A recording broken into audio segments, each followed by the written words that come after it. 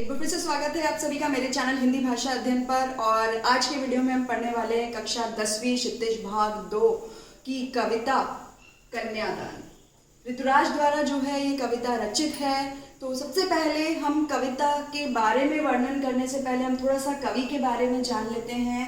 कवि ऋतुराज जो है उनका जन्म हुआ 1940 में भरतपुर राजस्थान में। इसके बाद इनकी जो शिक्षा दीक्षा है, इन्होंने एमए करी और काफ़ी अच्छी इनकी शिक्षा दीक्षा हुई। और इनकी जो प्रमुख रचनाएं हैं वो है पुल पर पानी, सूरत नीरत, लीला मुख अरविंद, एक मरना धर्म और अन्य। ये जो रचनाएं हैं इनकी सबसे प्रमुख रचनाएं हैं और इन रचनाओं के लिए इन्हें बहुत सारे साहित्यिक पुरस्कार भी मिले हैं। ये जो कवि हैं अभी तक हम लोगों के बीच में हैं, तो इनकी जो है पुण्यतिथि तो नहीं है। और इसके अलावा जो है हम कविता की कुछ काव्यगत विशेषताओं की बात कर लेते हैं। काव्यगत विशेषताएं जिसमें हम सबसे पहले बात करेंगे भाषा की। भाषा कौन सी है इसकी? खड़ी बोली। खड़ी बोली कौन सी है? जो हम आम बोलचाल की, जो आप लोग बोलते हैं हम बोल रहे हैं, या जिसमें मैं आपको एक कविता को पूरा समझाने की कोशिश कर रही हूँ, ये है खड़ी बोली, जिसमें आम बोलचाल में कवि वो संदेश देना चाहता है जो वो लोगों को देना चाहता है, जो उसने कविता में लिखा है। इसके बाद छंद जो है वो मुक्तक है। मुक्तक का मतलब होता है कि वो छंद से मुक्त कविता, उसमें छंदों का प्रयोग किया ही नहीं गया, उसको जन सामान्य के लिए बिल्कुल सामान्य तरीके से प्रस्तुत करने के लिए छंदों से उसे मुक्त रखा गया है। इसके बाद एक कविता है आधुनिक काल की, क्योंकि जो ऋतुराज है वो आधुनिक काल के कवि हैं, तो ये कविता भी जो है वो आधुनिक काल की कविता है। अब देखिए, अब हम आ जाते हैं, ये तो हमने जानी विशेषताएं कवि की का जीवन परिचय और काव्यगत विशेषताएं। अब हम अपनी कविता पर आ जाते हैं कन्यादान। देखिए, कन्यादान जो शब्द है ना वो आम तौर पर हम सब, एक छोटा सा बच्चा हमारे घर में सब जानते हैं। कन्यादान क्या मतलब हम सब लोग जानते हैं। कन्यादान की किसी लड़की का विवाह हो रहा है और आप जब शादी में जाते हैं तो शादी में जो भी आप उपहार दे रहे होते हैं या कुछ कैश अमाउंट दे रहे होते हैं तो उसको क्या कहा जाता है? हम क्या कहते हैं कि कन्यादान देना। और जब लड़की का विवाह हो रहा था उस समय जब जब फेरों की रस्म चल रही होती है, शादी की रस्में चल रही होती है, तो उस समय भी क्या कहा जाता है कि लड़की का कन्यादान कर दिया गया है। लेकिन ऋतुराज ने इस कविता के माध्यम से, कन्यादान कविता के माध्यम से ये प्रश्न उठाया है कि लड़की के साथ में जब उसका विवाह हो रहा है, कन्या के साथ में दान शब्द का जोड़ना कितना सही है और कितना गलत है। तो उन्होंने ये जो कन्यादान शब्द है ना, इस दान शब्द को उसमें उन्होंने बिल्कुल गलत बताया है। गलत क्यों बताया है? कि लड़की कोई सामान या वस्तु नहीं है जिसे दान में दे दिया जाए। वो एक इंसान है और वो जो है दूसरे घर में जाकर अपना जीवन अच्छे से चलाएगी और साथ में उनके जीवन का भी आधार बनेगी।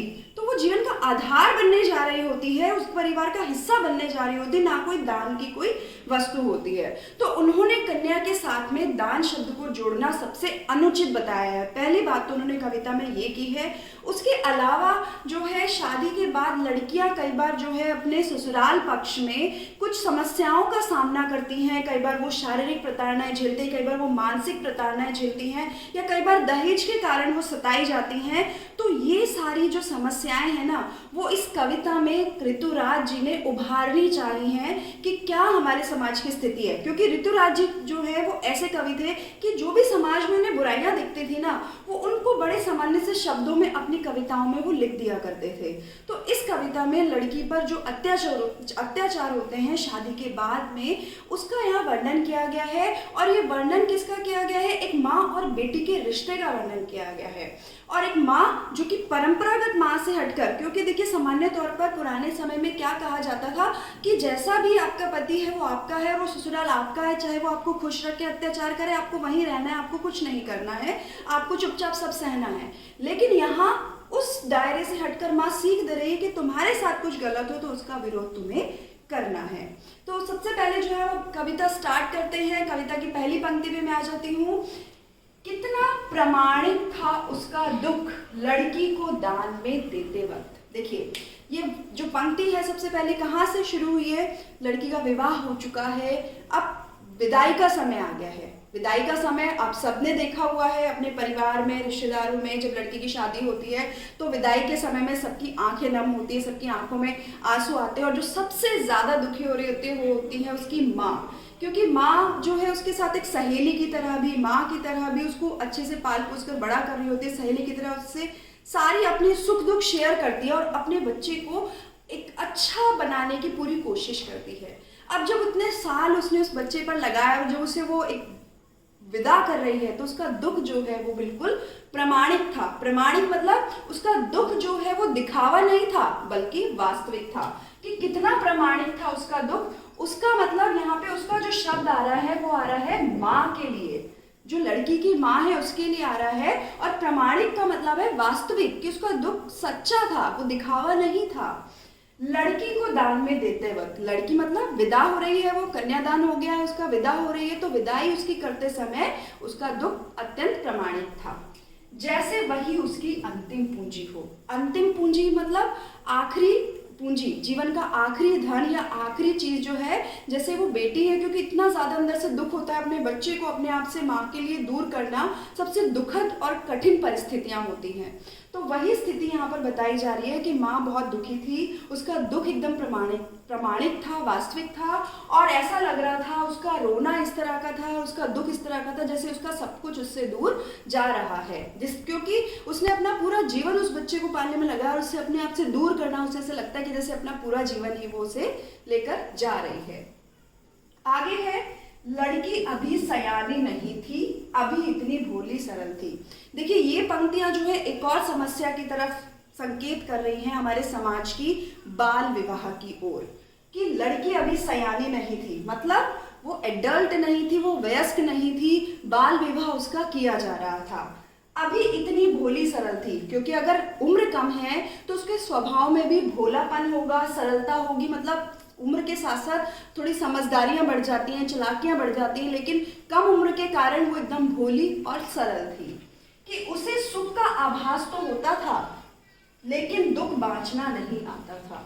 उसे सुख का आभास तो होता था, जब हमारी उम्र छोटी होती है ना तो हम थोड़े दुखों से दूर होते हैं, परेशानियों से दूर होते हैं, हम अच्छी अच्छी चीज़ें ज़्यादा जानते हैं, हम खुश रहते हैं, खेलते हैं, कूदते हैं, मित्रों से मिलते हैं, अपने खिलौनों का इस्तेमाल करते हैं, अपने मतलब एक जो हमारा सराउंडिंग होती है, हमारा आसपास जो होता है ना, वो क्या होता है, एक हंसी खुशी का माहौल होता है। हम इस संसारिक जो जितने भी तकलीफें होती हैं, दुख होते हैं, परेशानियां होती हैं, टेंशन जो होती है ना, उनसे बहुत दूर रहते हैं। तो ऐसे ही अभी लड़की की उम्र कम है तो वो सारी परेशानियों से, सारे दुखों से दूर है, कि उसे सुख का आभास तो होता था, उसे पता था कि जीवन में सुख है, लेकिन दुख बांटना नहीं आता था। बांटना मतलब बांटना नहीं आता था, या दुखों का उसे एहसास नहीं होता था कि जीवन में किस किस तरह की परेशानियां आ सकती हैं और क्या क्या उसको तकलीफें सहन करनी पड़ सकती है। क्योंकि लड़की की उम्र कम है, इसलिए ससुराल में जाकर भी उसे क्या तकलीफें या परेशानियां झेलनी पड़ सकती हैं, इसके बारे में उसे नहीं पता था। पाठिका थी वह धुंधले प्रकाश की। देखिए पाठिका का मतलब वैसे तो होता है पढ़ने वाली, अगर लड़की पढ़ रही है तो पाठिका, लड़का पढ़ रहा है तो पाठक, लेकिन यहाँ पर पाठिका थी वह धुंधले प्रकाश की, धुंधले प्रकाश को पढ़ने वाली पाठिका थी। लेकिन नहीं, इसका मतलब ये था कि ये है कि जीवन के बारे में उसे ज़्यादा समझ नहीं थी, केवल एक उसको पता था कि विवाह हो रहा है, सब अच्छा है, नए नए कपड़े हैं, नए नए लोग हैं, खाना पीना है, रिश्तेदार है, सब अच्छा अच्छा लग रहा था, लेकिन उसे ये नहीं पता था कि जीवन में दुख किस तरह के होते हैं या आगे जीवन में क्या परेशानियां आ सकती थी, कि जीवन के बारे में अभी उसे ज़्यादा समझ नहीं थी। क्यों? क्योंकि उसकी उम्र अभी कम थी, वो वयस्क नहीं थी।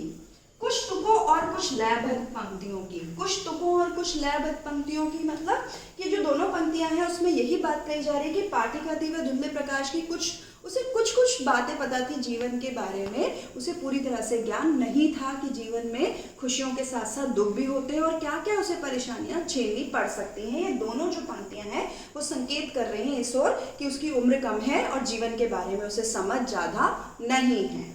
आगे है, माँ ने कहा। अब देखिए जो ये पंक्तियां हैं ये नीचे की पैराग्राफ में तो पहले पैराग्राफ में तो माँ का दुख व्यक्त किया गया, दूसरे पैराग्राफ में बताया जा रहा है कि लेखिका जो यहाँ पर लड़की है वो बालिग नहीं है, उसकी उम्र कम है, वो 18 वर्ष से कम उम्र की है और उसे जीवन के बारे में समझ नहीं है।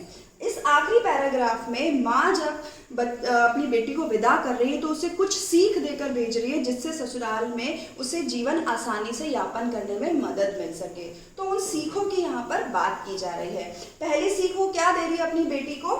माँ ने कहा पानी में झांककर अपने चेहरे पे मत रीझना। रीझना मतलब इतराना या घमंड करना, कि कभी भी अपनी सुंदरता पर घमंड मत करना, पहली बात। क्योंकि जो सौंदर्य है वो कुछ समय के लिए होता है और जो हमारे गुण हैं या हमारे जो साथी हैं अपने हैं वो हमेशा के लिए रहते हैं। तो अपनी सुंदरता पर तुम कभी भी घमंड मत करना। तो ये पहली पंक्ति, इन दो पंक्तियों में माँ ने क्या सीख दी? अपनी सुंदरता पर घमंड मत करना। फिर अगली जो सीख वो दे रही है, दूसरी सीख, कि आग रोटियां सेकने के लिए है, जलने के लिए नहीं। इसके माध्यम से जो लेखक है उन्होंने बहुत बड़ी बात कही है। उन्होंने दहेज प्रथा के कारण जिन लड़कियों को जिंदा जला दिया जाता है, मार दिया जाता है जलाकर, वो बात यहाँ पर की जा रही है। या कई बार ऐसा होता है कि लड़की को इतना परेशान कर दिया जाता था, इतनी वो परेशान हो जाती थी कि वो खुद ही जलकर आत्महत्या कर लेती थी। तो माँ अपनी बेटी को क्या सीख दे रही है कि अगर तुम्हारे सामने जीवन में ऐसी कोई समस्या आ जाए कि तुम्हें इतना सता दिया जाए कि तुम्हें ऐसा लगे कि तुम जलकर मर जाओ, तो तुम ऐसा कभी मत करना। क्योंकि आग किस लिए है? आग रोटियां सेकने के लिए है, जलने के लिए नहीं। कि जीवन में कोई भी परेशानी आए तो ऐसा कदम मत उठाना आत्महत्या का, जलने का, मरने का, बल्कि उनका कठोरता से सामना करना, कठिनाइयों का डटकर सामना करना और अपने ऊपर हो रहे अत्याचारों का विरोध करना। ये सीख जो है माँ यहाँ पर दे रही है। अब इसी कविता में जो तीसरी सीख जो दे रही है माँ, ये दे रही है कि वस्त्र और आभूषण शाब्दिक भ्रमों की तरह है, बंधन है स्त्री जीवन के। कि वस्त्र और आभूषण की पर अपने ससुराल में कि वस्त्रों आभूषण की, जैसे कई बार होता है कि लड़कियां ससुराल में जाकर बहुत ज़्यादा एक्सपेक्टेशन, उम्मीदें रखने लगती हैं कि उसे बहुत सारा जो है पहनने को के लिए वस्त्र, बहुत सारे वस्त्र मिले, नए नए वस्त्र मिले, बहुत गहने मिले। तो ये सारी बातें वो कह रही है कि कभी भी जीवन में वस्त्र और आभूषणों कि भ्रम में भी मत पड़ना कि तुम जो है वस्त्र और आभूषण के पीछे भागो, या फिर जो है इन सब के चक्कर में पड़ के तुम अत्याचार सहन करती रहो, ऐसा मत करना। ये जो है ये केवल शाब्दिक भ्रम है। शाब्दिक भ्रम का मतलब कि ये केवल थोड़े क्षण की आपको खुशी दे सकते हैं कि हाँ आपके लिए एक नया वस्त्र आ गया, एक नया गहना आ गया, आप थोड़ी देर के लिए आप खुश हो गए, उसके पश्चात लेकिन अगर आपको मानसिक रूप से सताया जा रहा है, शारीरिक रूप से आपको प्रताड़नाएं दी जा रही है, तो वो खुशी आपकी थोड़ी देर के लिए रहेगी, उसके बाद में वो खत्म हो जाएगी। तो वास्तविक सुख क्या है? एक दूसरे का प्यार होना, एक दूसरे का साथ होना। तो उस सुख को तुम सबसे सर्वोपरि रखना, ना कि जीवन में वस्त्र और आभूषण को महत्व देना। अब इस कविता में जो चौथी सीख माँ दे रही है यहाँ पर, वो ये सीख है कि माँ ने कहा लड़की होना पर लड़की जैसी दिखाई मत देना। ये भी बहुत महत्वपूर्ण पंक्ति है कविता की। इसके माध्यम से क्या कवि संदेश दे रहे हैं? देखिए समाज में है ना लड़कियों की एक इमेज बनी हुई है। एक वो इमेज क्या है कि लड़की कमजोर होती है, वो लड़कों से कमजोर है, वो लड़कों का सामना नहीं कर सकती है। तो जो ये इमेज है वो यहाँ पर बहुत ही गलत इमेज है और उस इमेज को माँ यहाँ पर खत्म करना चाह रही है। क्यों खत्म करना चाह रही है? कि लड़की होना पर लड़की जैसे दिखाई मत देना। इसका क्या मतलब है कि लड़की होना मतलब लड़की की तरह जो है अपने हृदय में कोमल भाव रखना, सबके लिए दयालुता, परोपकार, अपनापन के भाव रखना, सबकी सेवा करना, पर लड़की जैसी दिखाई मत देना, लेकिन अपने आप को कमजोर नहीं दिखाना। तुम्हारे ऊपर अत्याचार हो रहे हैं तो तुम उन अत्याचारों का विरोध करना, उनके खिलाफ लड़ना। लेकिन अगर तुम्हारे साथ सब अच्छे हैं तो तुम लड़की होना मतलब सबके साथ अपनापन, दया, परोपकार, ये सारे भाव रखना, एक कोमलता अपने अंदर रखना। लेकिन अगर कोई विरोध अगर तुम्हारे साथ गलत कर रहा है तो तुम लड़की जैसे उसे बिल्कुल मत दिखाई देना, मतलब अपने ऊपर अत्याचारों को सहन मत करना। ये बात जो है कवि यहाँ पर कह रहे हैं। अब देखिए पूरी कविता में जो एक परंपरागत माँ जो है वो क्या सीख देती है कि जैसे ही बच्चा बेटी जा रही तो उसको दुख सहने की जो है सलाह देती है कि तुम सब कुछ सह लेना, वही तुम्हारा घर है। लेकिन यहाँ माँ एकदम अलग हटकर सलाह दे रही है। तो एक प्रश्न हमारा ये हो जाता है। दूसरे में कि लड़की जो है वो सयानी नहीं है, उसकी कम उम्र में शादी हो रही है, तो ये बात यहाँ कही जा रही है। उसके बाद जो ये 4 सीख, ये बहुत महत्वपूर्ण प्रश्न है जो आता है हर बार बोर्ड में भी पूछा जाता है कि माँ ने बेटी को विदाई के समय कौन कौन सी सीख दी।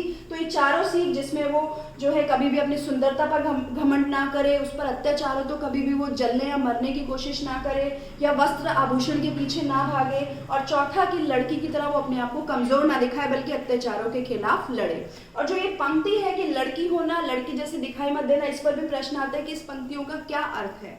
इन चारों पंक्ति पर अलग अलग भी प्रश्न आते हैं, तो मैंने चारों आपको समझा दी। उसको अच्छे से समझकर अपने प्रश्नों को भी आप तैयार करेंगे और अच्छे से, मुझे उम्मीद है कि आपको ये कविता पूरी समझ में आ गई होगी। और इसमें मैं एक बात और कहूँगी कि किन 3 समस्याओं को यहाँ पर कवि ने उभारा है। एक समस्या उन्होंने उभारी है कि बाल विवाह की, दूसरी दहेज प्रथा की, और तीसरी जो है यहाँ पर जो समस्या उन्होंने दहेज प्रथा के अलावा जो उभारी है वो है डोमेस्टिक वायलेंस, घरेलू हिंसा। तो ये 3 समस्याएं मुख्य उन्होंने कवि ने यहाँ पर उभारी हैं। और इस कविता के माध्यम से कवि का जो उद्देश्य है कि समाज में सुधार लाना और लड़कियों में भी सुधार लाना, कि वो अपने ऊपर अत्याचार जो हो रहे हैं उनके खिलाफ लड़े, ना कि उनको चुपचाप सहे। मुझे उम्मीद है कि मेरी वीडियो आपको पसंद आई होगी। पसंद आई हो तो लाइक ज़रूर करें, वीडियो को कमेंट करके बताएं कि कैसी लगी, और अब मेरे चैनल को सब्सक्राइब करना ना भूलें और अपने दोस्तों के साथ शेयर करना ना भूलें, ताकि वो भी इस कविता को अच्छे से समझकर बोर्ड एग्जाम के लिए प्रिपेयर हो सके। धन्यवाद।